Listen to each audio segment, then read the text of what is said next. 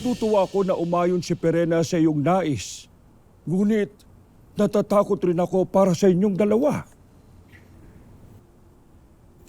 Hihikayatin ko si Alena na sumama. Hindi biro ang kakalabanin niyong bathala, Danaya. At hindi rin biro ang sakit na ginawa nila para sa aking anak. Kaya't nais kong malaman sa iyong balintataw kung paano nila pinahirapan at pinaslang si Tera. Danaya, lalo mo lang sasaktan ang iyong kalooban.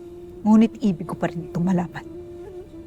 Hindi dito sa Encantadia naganap ang pagpaslang. Kaya kailangan kong hawakan ang labi ni Tera upang masilip ang mga nangyari. Kung gayon ay tayo na.